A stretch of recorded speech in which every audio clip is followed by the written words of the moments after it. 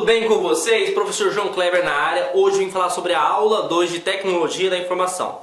Hoje nós vamos abordar o conceito de modelagem de dados, só que a gente vai ser específico para o modelo conceitual. Então eu vou apresentar para vocês o diagrama de entidade e relacionamento, vou apresentar para vocês atributos, as características de cada atributo e mostrar para vocês tudo que pode cair em concurso público. Então, sem mais delongas, vamos lá, vamos gabaritar aí Tecnologia da Informação, beleza? Então vamos lá. Primeiramente, o modelo de dados que é cobrado no concurso das carreiras de Tecnologia da Informação é o modelo relacional. Como nós vimos na aula passada, o modelo relacional ele é baseado em tabelas. E lembrando que uma tabela ela tem duas características que é muito importante. Ela vai ter o nome da tabela e vai ter os atributos. E dentro desses atributos vai gerar os registros, também conhecido como tuplas, tá? E aí, o que a gente precisa compreender, tá? Que aqui nós temos a estrutura básica de uma tabela, tá bom? Então, pessoa é uma tabela. Aqui na parte vertical, preste atenção, na parte vertical, são todos os atributos. Então, se eu pegasse essa tabela aqui e fizesse a seguinte pergunta: a partir da tabela mencionada na questão XYZ, quantos atributos essa tabela tem? Opa, sem sofrimento. Atributos são as características. Então eu tenho o atributo nome, o atributo rua, cidade, número da conta e saldo. Então eu tenho 1, 2, 3, 4, 5 atributos. E lembrando, na tabela não existe só o atributo, também tem os registros. Foco, registros são na posição horizontal, tá? E lembrando que registro pode cair o nome de tupla, beleza? Então, se fosse perguntado para vocês quantas tuplas tem aqui, você marcaria que tem, 5 não, professor, 4. Então tem o Rangel, Gertrudes, Nauberto e Fernanda, beleza? Então, básico do básico do básico. Então, lembrando, se a gente está falando sobre modelagem, tá? Relacional, a gente tem que entender o que é uma tabela. Uma tabela ela é representada para armazenar informações específicas. Neste caso aqui, nós estamos sendo específicos para armazenar informações de pessoas. Sempre que eu quiser saber os atributos, eu tenho que olhar na vertical, eu tenho que olhar nas colunas. Então, se perguntasse quais são os atributos dessa tabela: nome, rua, cidade, número da conta e saldo. E se perguntasse quantas tuplas tem aqui, ou quantos registros tem aqui, nós temos 1, 2, 3, 4. Ah, por que, professor? Porque sempre quando falar em tuplas ou registros é na posição horizontal, beleza? E aí, lembrando sempre, quando você vai criar um banco de dados, existem 3 níveis. Quais são os níveis? Projeto conceitual, projeto lógico e projeto físico. Nós iremos abordar agora o modelo conceitual, tá? O modelo conceitual a gente vai fazer simplesmente o rascunho. Nós vamos ver a estrutura, tá? Ou os requisitos, as necessidades desse sistema, beleza? Então eu já falei para vocês o objetivo, E aí a gente precisa entender uma coisa muito importante. Eu vou fazer até uma teoria de conjuntos que é importantíssima isso aqui, tá? Porque já caiu em concurso público. Você vai fazer isso aqui na hora da sua prova. Teoria de conjuntos. Ah, professor, por quê? Porque a gente está trabalhando com o MER. O que é o MER? Modelagem, entidade, relacionamento, que é vinculado à modelagem conceitual. Para eu representar um projeto de banco de dados, eu preciso de um cara. Esse cara é chamado de DER. O que é DER? Diagrama, entidade, relacionamento. O que é isso? É você representar de forma gráfica como que um banco de dados vai ser constituído. Beleza? Então, lembra, o MER seria a modelagem. Como que você vai apresentar? E aí o there é quando você apresenta de forma gráfica, né, de forma ilustrativa aquele banco de dados, beleza? E para você representar de forma ilustrativa, você precisa entender dois componentes, tá? Vou até passar aqui para vocês.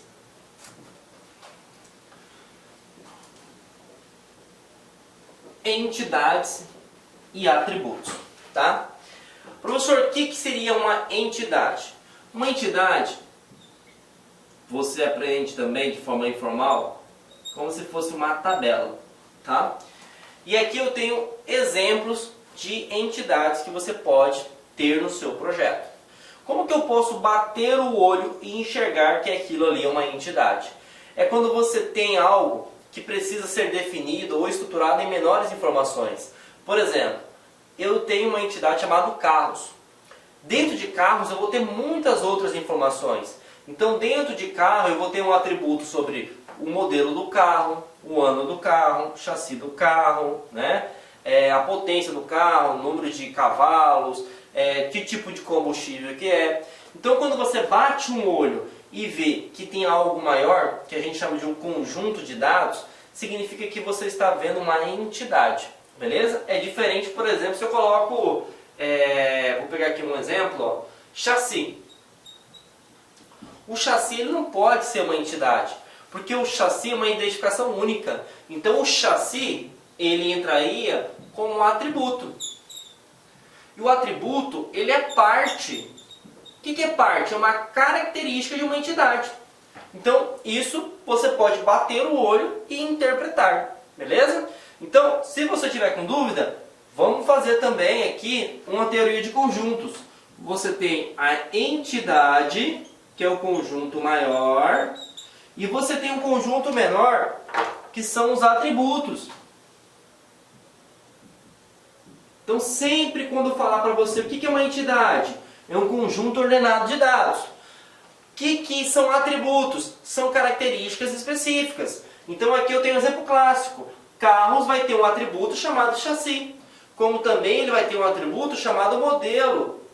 Como ele também poderia ter um atributo chamado placa. E assim por diante. Perfeito? Então entendemos o conceito de MER, que é a modelagem de entidade de relacionamento. E eu posso representar esse MER através de diagrama de entidade de relacionamento.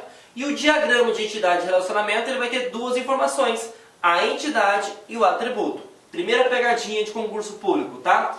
Como que eu represento uma entidade? Se você vê imagem, vai ser através de um retângulo, tá? Sempre quando você tiver um retângulo dessa forma aqui, saiba que você está vendo uma entidade, beleza? Lembrando que entidade não é espírito não, tá? A entidade é uma tabela, um conjunto ordenado de dados. Então aqui eu tenho quantas entidades? Eu tenho duas. Eu tenho o médico, a primeira entidade, e eu tenho um aluno, beleza? Ele também pode te perguntar se essa entidade é uma entidade forte ou uma entidade fraca, né? E aí eu vou apagar aqui agora para explicar melhor para vocês. Professor, o que é uma entidade forte ou o que é uma entidade fraca? E aí nós vamos ter que voltar, né, nas aulas anteriores. Uma entidade fraca é aquela que não possui uma PK. Ah, professor, lascou. Então significa que você não viu a aula 1, beleza? Lembrando, tecnologia da informação, tá? Ela é uma disciplina muito técnica. Então eu preciso que você veja na ordem. Então veja a aula 1, a aula 2, a aula 3 e assim por diante. E o que é PK? É um identificador único. Lembra que eu citei no exemplo da aula? Se eu tenho uma tabela chamada alunos, quem que é a minha chave primária? Pode ser ou o CPF ou pode ser a minha matrícula. E aí o que acontece? Quando você tem uma entidade fraca, significa que não tem nenhum atributo que é possível para criar uma chave primária.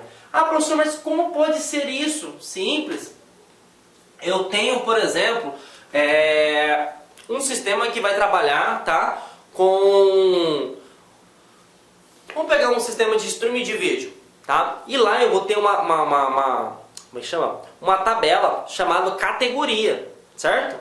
Nessa categoria eu vou ter lá informações, quem que é o diretor, qual é o tipo de filme que é, qual que é a sinopse, não sei como é que fala, se é isso, se é drama, né? O gênero, lembra da palavra gênero, né? A minutagem do filme.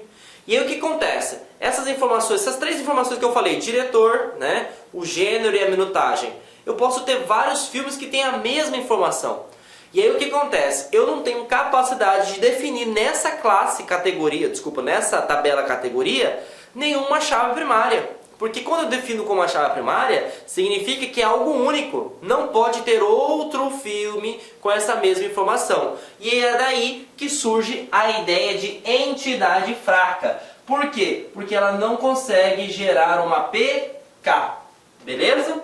Então, fiquem atentos. Se falar para vocês o que é uma entidade fraca, significa que ela não tem uma PK. E como que eu posso bater o olho e identificar que eu estou falando de uma PK? Simples. Lembra que uma entidade ela é representada por um retângulo. Se você vê uma tabela que tem dois retângulos, significa que ela é uma entidade fraca, tá? E aí, pegando esse mesmo conceito, nós temos também a entidade forte, tá? A entidade forte, qual que é a diferença? Que ela possui capacidade de gerar a sua própria PK. Por exemplo, aqui eu tenho, né, uma entidade chamada empregado. E todo empregado possui algo chamado de matrícula. O que é matrícula? É um identificador único. E eu vou considerar, se é identificador único, uma PK. Assim como eu posso colocar um aluno, assim como eu posso colocar um código de um curso, tá? E assim por diante. Tudo bem? Então, quando você tem capacidade de gerar a sua própria chave primária, tá? Ou chave principal, dependendo da banca, né? Se for CESP mesmo, tem que ficar muito atento. Significa que ela é uma entidade forte. Lembrando que uma entidade ela é representada por um retângulo. Se eu tenho somente um retângulo, é entidade forte. Beleza? Bom, e aí continuando a nossa representação, nós temos também algo chamado de losango. Tá? Professor, o que é a representação losango? Significa relacionamento. Tá? O que é o relacionamento? É quando você tem duas ou mais tabelas que são interligadas. Lembrando, quem faz os relacionamentos é a chave estrangeira, né? Para quê? Para que você não tenha redundância de dados, beleza? Então, eu posso interligar com uma, duas, três, enfim, tá? Mas, o que a gente precisa entender? Você viu um losango, significa que é um relacionamento. E eu posso juntar duas ou mais tabelas. Então fiquem atentos que ele pode fazer a ideia, né, que eu tenha somente um relacionamento. Não, você pode ter vários relacionamentos, tá bom? E tanto é que a gente vai aprender até que tipo de relacionamento a gente pode ter, tá? Continuando a questão de relacionamento, por exemplo, aqui eu tenho um exemplo clássico. Ó. Se te perguntasse quantas entidades tem nessa imagem, eu tenho duas. Eu tenho pessoas e eu tenho AP, beleza? E eu tenho um relacionamento que se chama moram. Então, pessoas moram em apartamento, perfeito? Esse seria o relacionamento que existiria entre os dois. Normalmente, quando você trabalha com relacionamento, as bancas dá a palavrinha, né, verbo. Porque verbo é ação, né? É como está ligado as duas. Beleza? Então, se você bateu o olho e ficou em dúvida, dá uma olhadinha. Se for verbo, você já sabe que é relacionamento, tá bom? Agora a gente vai falar sobre atributos, tá? Lembrando que os atributos são características, né? Vinculadas a uma entidade. E professor, como que eu sei que é um atributo? Simples. Você pegou uma tabela, é retângulo aqui, certo? Você viu uma elipse, acho que é essa a palavra, elipse. você sabe que é um atributo. E aí nós temos dois atributos que caem em concurso público, tá, gente? O atributo especial, que é também considerado como PK, PK significa chave primária, e o atributo simples. Se você tiver uma elipse preenchida, significa que é PK. Se você tiver uma elipse sem ser preenchida, é um atributo, ou também pode cair no concurso público com a palavra atributo simples. Então o que é um atributo simples? Significa que pode ter várias informações duplicadas. Por exemplo, telefone. O telefone meu cadastrado pode ser o mesmo da minha esposa ou da minha filha. Ou pode também ser o CEP, por exemplo. Eu moro num apartamento, então o CEP vai ser idêntico para mim, para todas as pessoas que moram no mesmo edifício que eu. Beleza? Então, quando você tem dessa forma, significa que é um atributo simples. E quando você tem dessa forma, significa que é um atributo especial. Só que dentro de atributo, existem várias categorias, assim como no atributo especial. Agora vamos falar sobre o atributo especial. O atributo especial pode ser dividido em 4 partes, tá? Quais são as 4 partes, professor? Primeiro, se tiver preenchido, de longe, o que mais cai em concurso público é PK. PK é uma chave primária. O que é uma chave primária? Uma chave primária, ela é responsável, tá, por ser um identificador único. Exemplo, pensando em pessoas. Quais são os atributos que eu posso definir como uma chave primária? CPF, RG, título de eleitor, CNH, passaporte, certidão de nascimento, tá?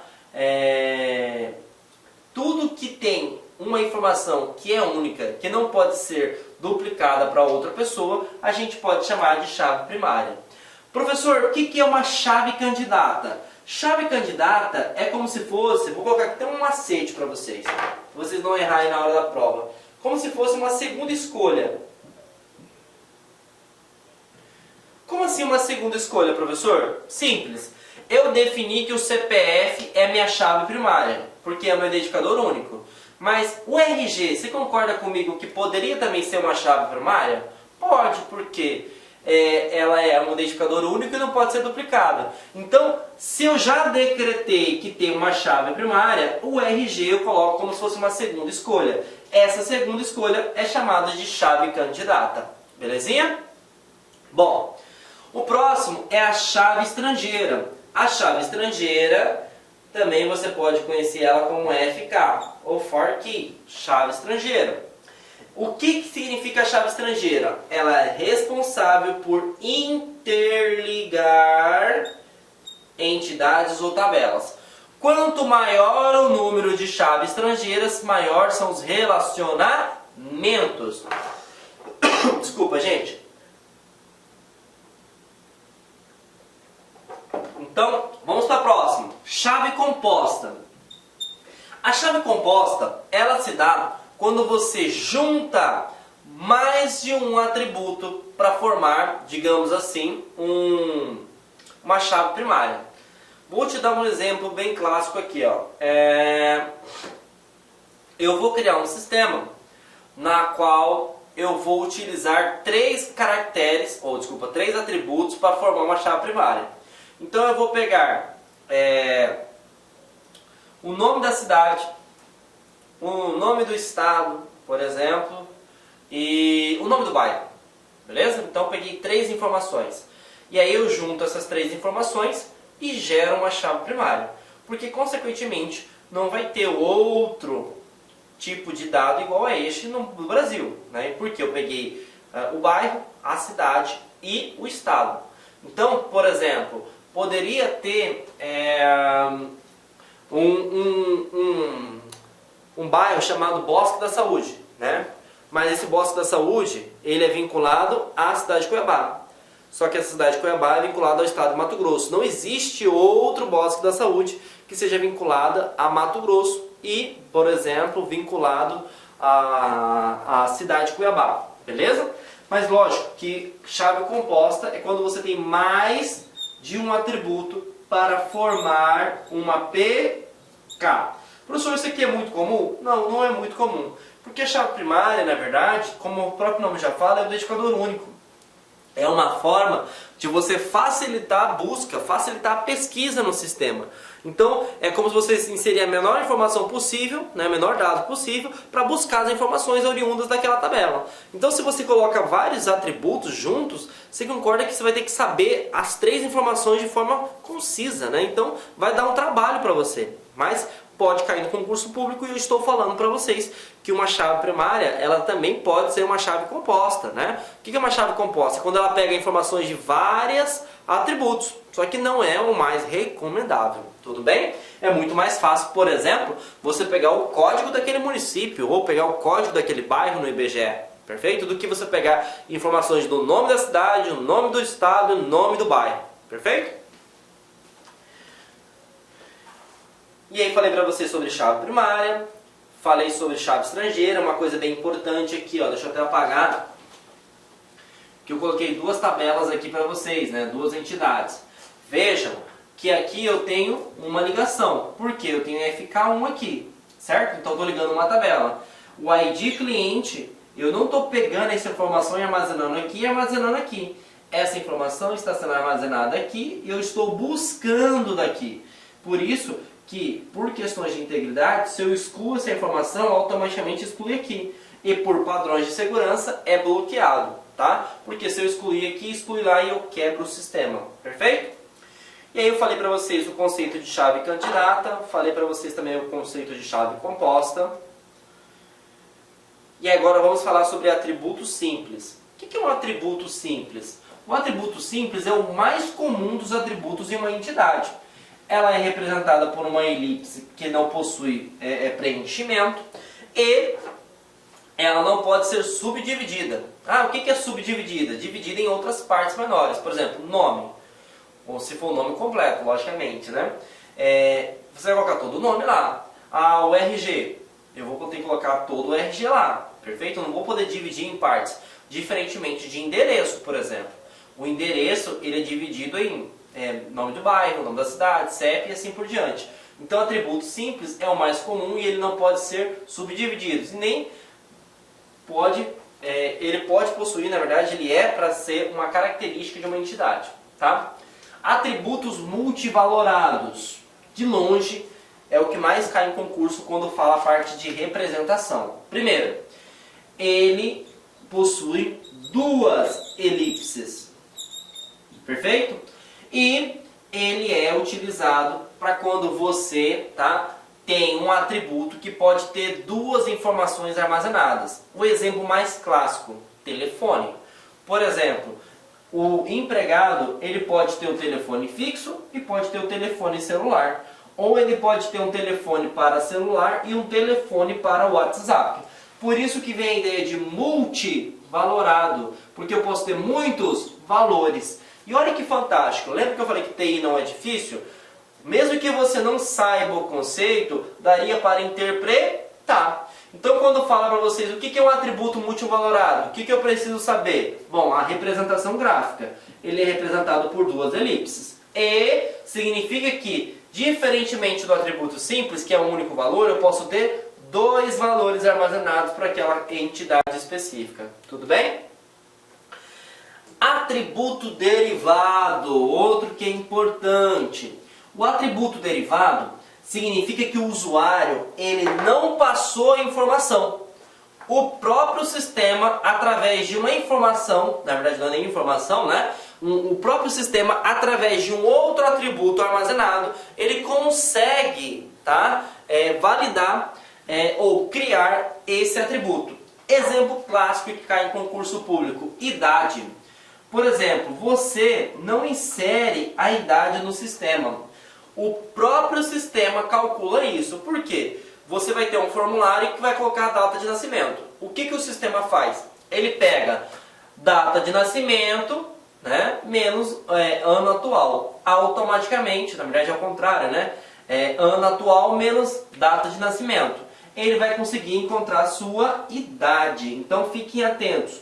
O derivado ele consegue ser gerado, né, ele é oriundo de um outro dado já armazenado.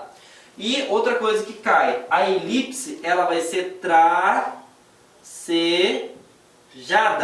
Se você vê uma elipse tracejada, exemplo idade aqui, significa que é um atributo derivado, beleza? E aí, para a gente massificar a nossa aula, vamos responder questões.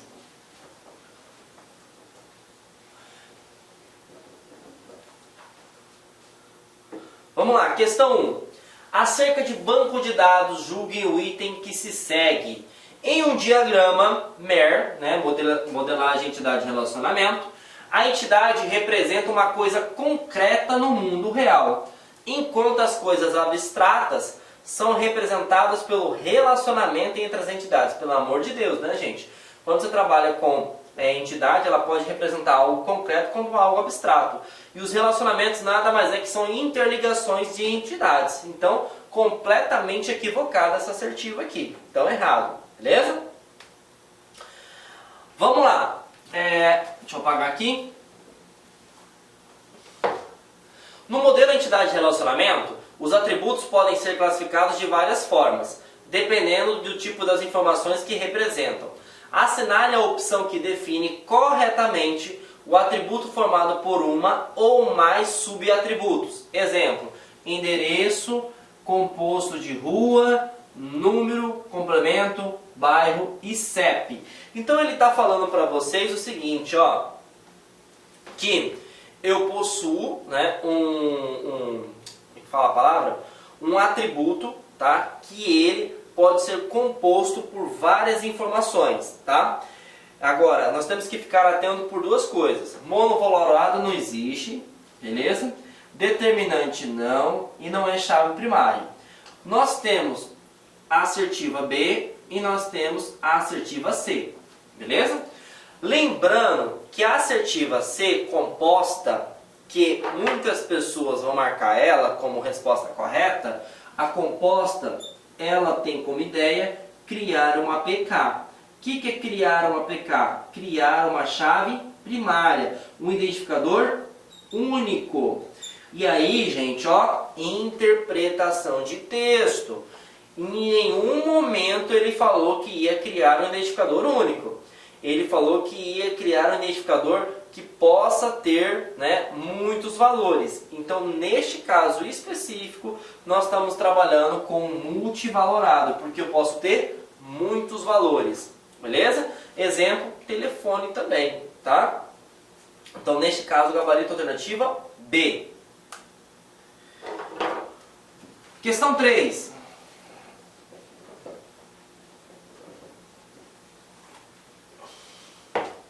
Em um modelo entidade de relacionamento, assinale o tipo particular de entidade que ocorre quando um atributo identificador de uma entidade inclui o atributo identificador de outra entidade. Peraí, vamos lá ver aqui. Em um modelo entidade, né? Assinale o tipo particular de entidade que ocorre quando um atributo identificador de uma entidade inclui o identificador da outra entidade. Então aqui ele está falando sobre PK, perfeito? Se ele está falando sobre PK, e aí até pegando esse mesmo gancho, a gente já pode tirar estruturada, exclusiva e isolada. Sabemos que é fraca e sabemos que é forte. A forte é quando você gera a sua própria chave primária. E aqui ele está falando que a entidade, ela não tem, ela está pegando, herdando de outra tabela. Então ela está utilizando o quê? Que nós estamos trabalhando com uma entidade fraca, porque ela não tem capacidade de gerar a sua própria PK. Se ela não tem capacidade de gerar a sua própria PK, significa que é uma entidade fraca. Beleza? E assim, galera, finalizamos mais uma aula sobre o conteúdo, o módulo de tecnologia da informação. Se tiver qualquer dúvida, volte à aula e sempre faça resoluções de questões para você massificar seu conhecimento, tá bom? Até mais, te vejo, até breve. Clique like.